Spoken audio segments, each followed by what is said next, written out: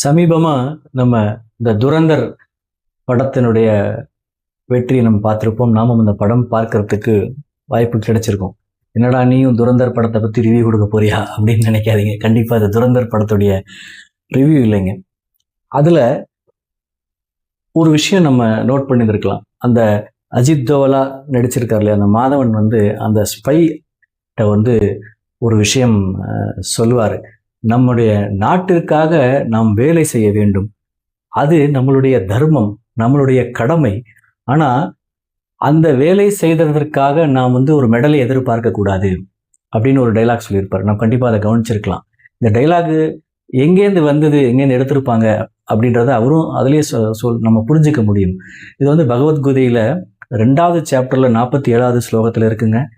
கர்மண்யே வாதிகாரஸ்ய மாஃபலேஷு கதாச்சனா மா கர்ம பல ஹேத்துர் பூர்மோ தேசங்கோ ஸ்வதகர்மணி அப்படின்ற ஒரு ஸ்லோகம் இருக்கு.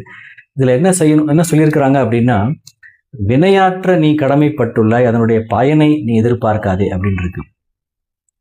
கொஞ்சம் விசித்திரமா இருக்கும். நமக்கு இதை நம்ம அப்படியே புரிஞ்சுக்கிட்டா நம்மளுடைய இந்த லௌகிக வாழ்க்கையில நம்ம டே டு டே லைஃப்ல இதை அப்ளை பண்ணி பார்க்கும்போது விசித்திரமா இருக்கும். நாம் எல்லாருமே ஒரு உறவுல இருப்போம், ஒருத்தரோட ஒரு உறவுல இருப்போம். அதே போல நம்ம எல்லாம் அலுவலகத்துல நம்ம பணிபுரிஞ்சிட்டு இருப்போம். அந்த உறவுகிட்டேருந்து நமக்கு ஒரு எதிர்பார்ப்பு இருக்கும். நாம் செய்யக்கூடிய வினை அந்த உறவுகிட்டேருந்து நமக்கு ஒரு பலன் வேணும் அப்படின்னு நமக்கு தோணும்.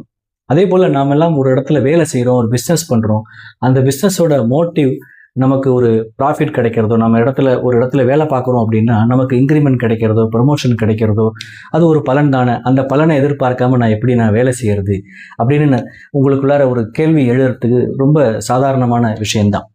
இதை நம்ம அப்படியே புரிஞ்சிக்காம இதனுடைய ஒரு உள் அர்த்தத்தை நம்ம புரிஞ்சுக்கிறதுக்கு முயற்சி பண்ணோம்.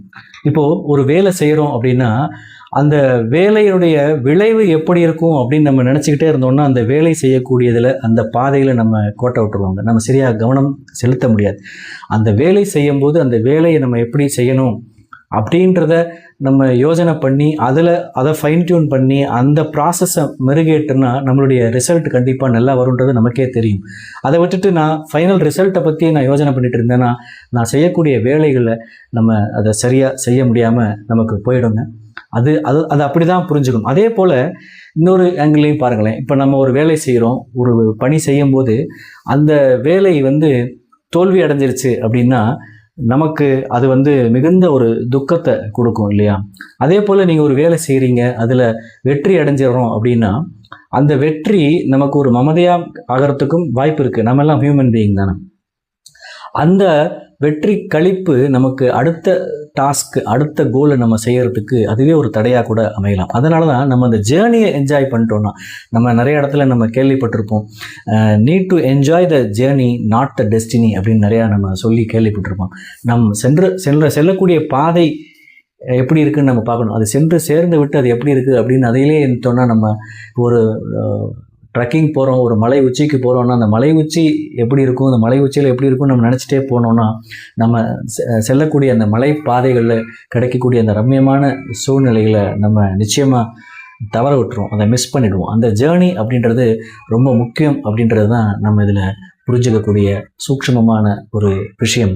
இதை பற்றி இந்த போல் ஒவ்வொரு விஷயங்களையும் நம்ம எப்படி தெரிஞ்சுக்கணும், இதில் நம்ம எப்படி ஸ்பிரிச்சுவலாக அணுகணும், ஸ்பிரிச்சுவல் லீடராக நான் எப்படி இருக்கணும் அப்படின்னு உங்களுக்கு யோசனை பண்ணணும் அப்படின்ற ஒரு ஐடியா இருந்ததுன்னா நீங்கள் ஸ்பிரிச்சுவல் அப்படின்னு கமெண்ட் பண்ணுங்கள். நம்ம ஃபர்தராக இதை பற்றி நிறையா பேசுவோம்.